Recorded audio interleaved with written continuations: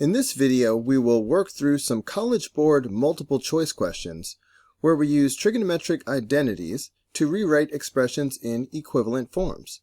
This is AP Precalculus Topic 3.12. If you appreciate the content, please give it a like.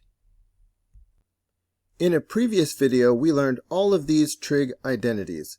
Pause the screen and practice writing them on scratch paper from memory.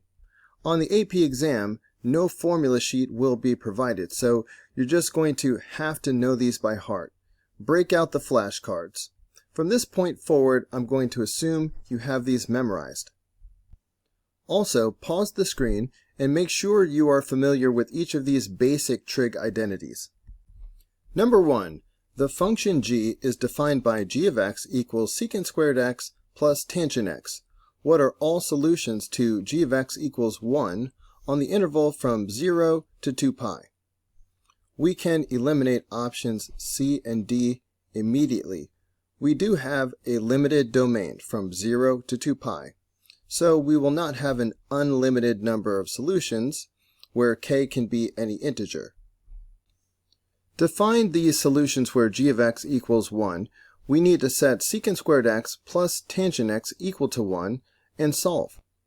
We will not be able to solve this equation while there's a secant and a tangent in it.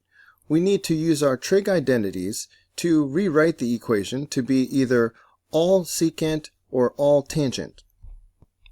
This version of the Pythagorean identity provides a relationship between tangent and secant. Notice that secant squared is equal to tangent squared x plus 1. So let's make that substitution. Instead of secant squared x, let's write tangent squared x plus 1.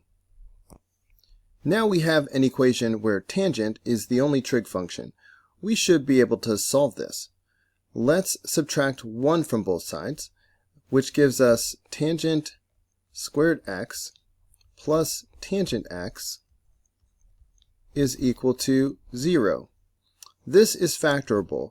We can pull out tangent x as a common factor, and then we can figure out what goes inside the parentheses by dividing each term by tangent x.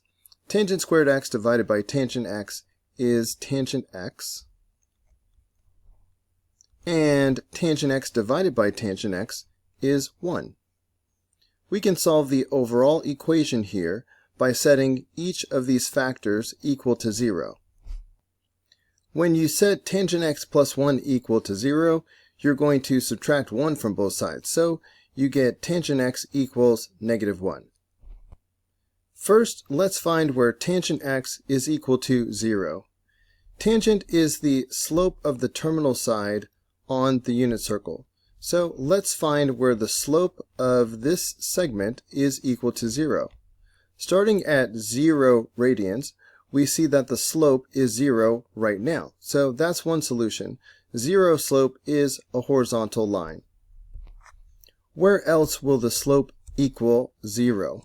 As we rotate around, we have a horizontal segment again right here at pi radians. So this is another solution. X is equal to pi radians. But we have to keep going until we get to 2 pi, which is also included in the domain. So let's continue our rotation. And of course, we will hit a horizontal segment again when we get all the way back to 2 pi. So that is a third solution. So we have these 3 solutions so far, and they all came from tangent x equals 0. Now, I'm going to show you how to solve tangent x equals negative 1 in 2 different ways. The first method is to use slope like we did before. Again, tangent gives the slope of the terminal side on the unit circle. So we are looking for where the slope is equal to negative 1. A slope of negative 1 looks like this. In geometry class, we would have called this a 45-degree angle, downward sloping. But we use radians in AP Precalculus, so this is going to be some multiple of pi over 4 radians. So let's explore. I always start rotating from 0. So right here in the middle is pi over 4 radians. This would be a slope of positive 1. So if we go here to 3 pi over 4 radians, you can see that we have that slope of negative 1 that we were looking for. We can think of pi as 4 pi over 4. That's how I know that this angle in the second quadrant is 3 pi over 4. So, with a slope of negative 1, this is one solution. So let's add that to the list. X is equal to 3 pi over 4 radians. Let's continue our rotation. So, that's a slope of 0. Here we are at a slope of positive 1. All right. We can hit another slope of negative 1 right here, right in the middle. We can think of 2 pi as 8 pi over 4. So this angle right in the middle is 7 pi over 4. And that's another solution.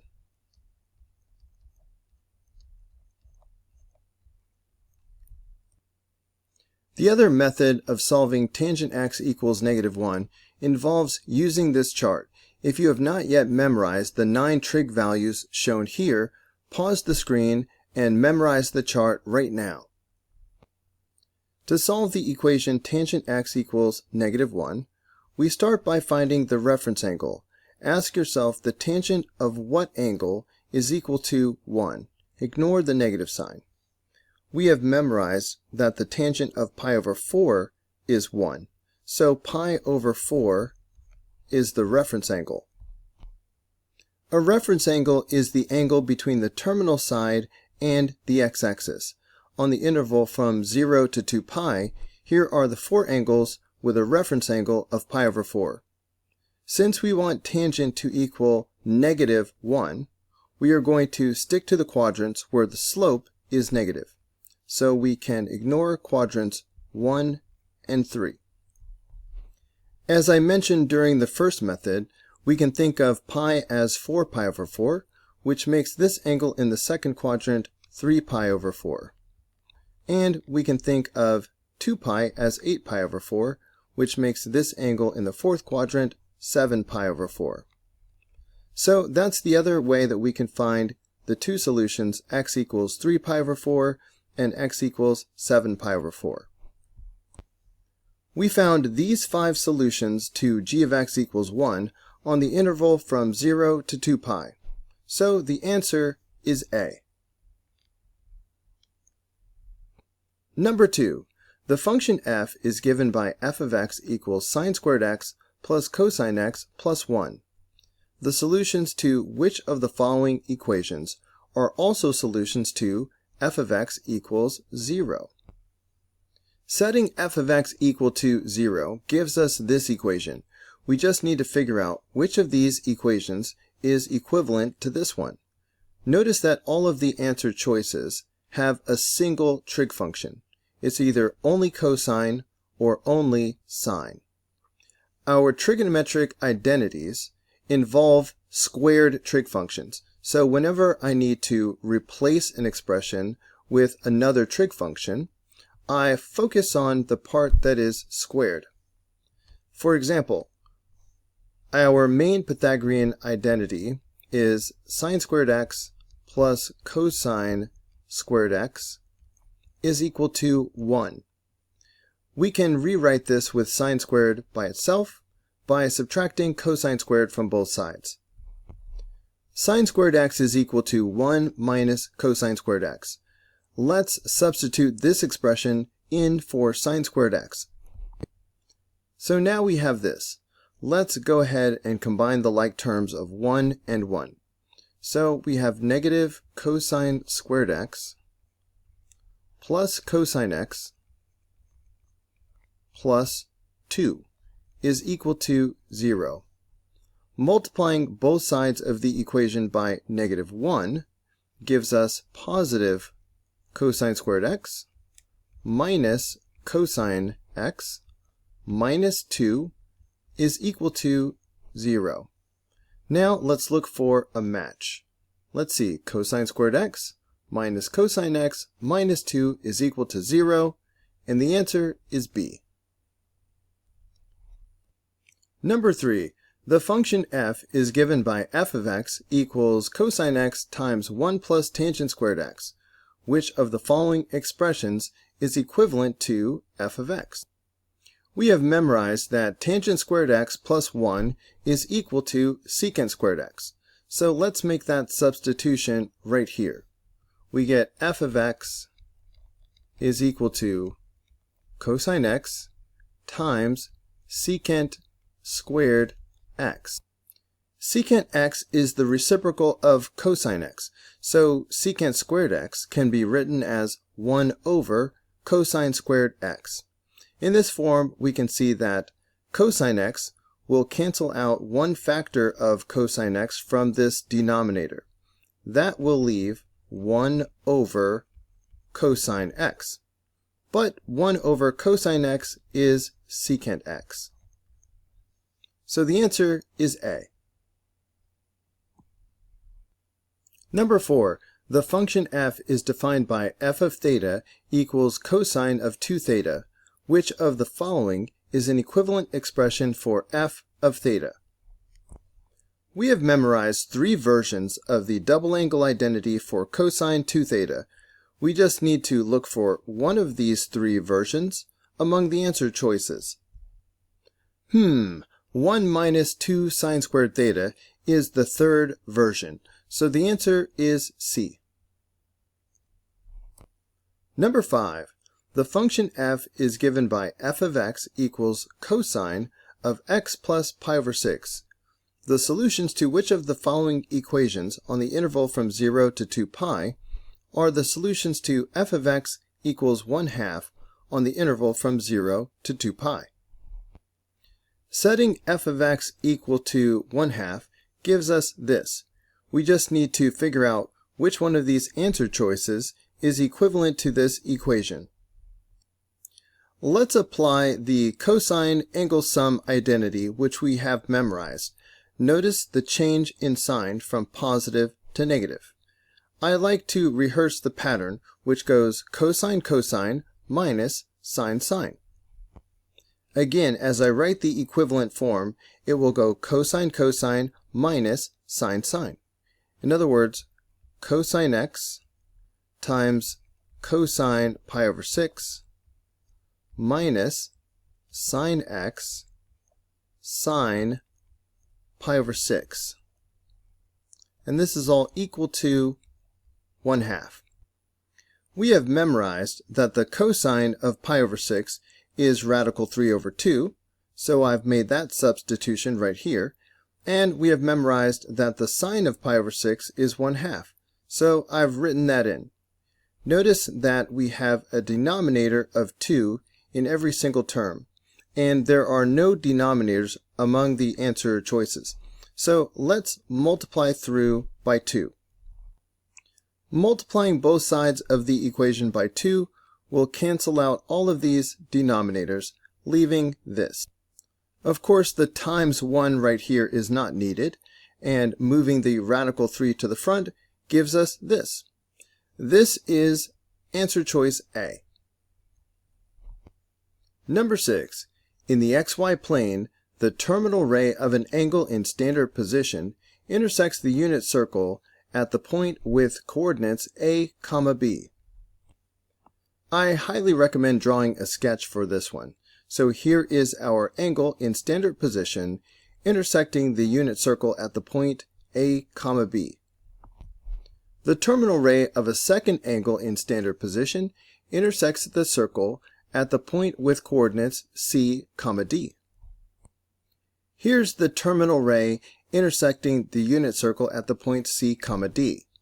If the measure of the second angle is twice the measure of the first angle, so that means this angle right in here would be theta, because I'm saying that this angle is 2 theta. Anyway, the question is, what are the coordinates C and D in terms of a and b. On the unit circle, cosine is the x value of the intersection point, and sine is the y value of the intersection point. In other words, a is equal to cosine theta, and b is sine theta. Similarly, c will equal the cosine of this double angle 2 theta, and d, the y value, will equal the sine of 2 theta. Let's use our double angle identities to write equivalent forms for cosine 2 theta and sine 2 theta. We know 3 versions for cosine 2 theta, but I'm going to use this one and see what happens. So we have c is equal to cosine squared theta minus sine squared theta. We just have the one formula for sine 2 theta, so let's use it. D equals 2 sine theta cosine theta. I appear to be running out of space. I'm going to rearrange this information and sort of stack it up vertically. Remember, our goal is to write c and d in terms of a and b. Right now, c and d are written in terms of sine and cosine. However, a is cosine and b is sine. So wherever you see a cosine, you can just substitute a. And wherever you see a sine, you can substitute b. In other words, c is equal to a squared minus b squared, and d is equal to 2ba. This matches answer choice D. Number 7. The figure is a right triangle with a hypotenuse of length 1, a side length of x, and an angle opposite that side with a measure of 5 pi over 12. Using the fact that 5 pi over 12 is equal to 3 pi over 12 plus 2 pi over 12, which of the following is the value of x? Did your geometry teacher teach you about SOHCAHTOA? SOHCAHTOA reminds us that in a right triangle, sine of the angle is equal to the opposite leg over the hypotenuse, and cosine of an angle is the adjacent leg over the hypotenuse, while the tangent of an angle is the opposite leg divided by the adjacent leg. 1 is the hypotenuse, and from the perspective of this angle, the x is across from the angle. It is opposite the angle. So we are dealing with opposite and hypotenuse. That involves the sine function. So this equation becomes the sine of 5 pi over 12 is equal to opposite over hypotenuse. That would be x over 1, which is simply x. We were told to use the fact that 5 pi over 12 is equal to 3 pi over 12 plus 2 pi over 12. So let's rewrite. So this equation becomes the sine of 3 pi over 12 plus 2 pi over 12 is equal to x. Let's go ahead and reduce both of these fractions. So this becomes the sine of pi over 4 plus pi over 6 is equal to x. Now it's time to use our angle sum identity for the sine function. The pattern goes sine cosine plus cosine sine. In other words, we have the sine of pi over 4 times the cosine of pi over 6 plus the cosine of pi over 4 times the sine of pi over 6. And all of this is equal to x. We have memorized the values of each of these trig functions. The sine of pi over 4 is radical 2 over 2. The cosine of pi over 6 is radical 3 over 2.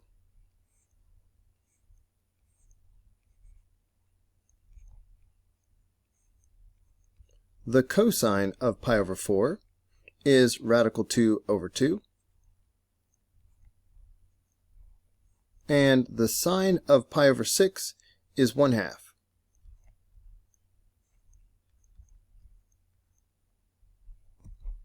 This expression matches answer choice B. Number 8. The function f is given by f of x equals the sine of x plus 4 pi over 3. What is the value of f at 3 pi over 4? F at 3 pi over 4 means plug in 3 pi over 4. We get the sine of 3 pi over 4 plus 4 pi over 3. Let's use our angle sum identity for the sine function. Again, it goes sine cosine plus cosine sine. So this will equal the sine of 3 pi over 4 times the cosine of 4 pi over 3 plus the cosine of 3 pi over 4 times the sine of 4 pi over 3. Next, we need to evaluate each one of these trig functions. Let's start with the sine of 3 pi over 4. We can tell that the reference angle is pi over 4, and the sine of pi over 4 is radical 2 over 2. That means the sine of 3 pi over 4 will either equal radical 2 over 2 or negative radical 2 over 2, depending on the quadrant. We can think of pi as 4 pi over 4. So 3 pi over 4 is going to be in the second quadrant. Sine is the y value on the unit circle, and y values are positive in the second quadrant. So positive radical 2 over 2 it is. Let's move on to the cosine of 4 pi over 3. The reference angle is clearly pi over 3. We have memorized that the cosine of pi over 3 is 1/2.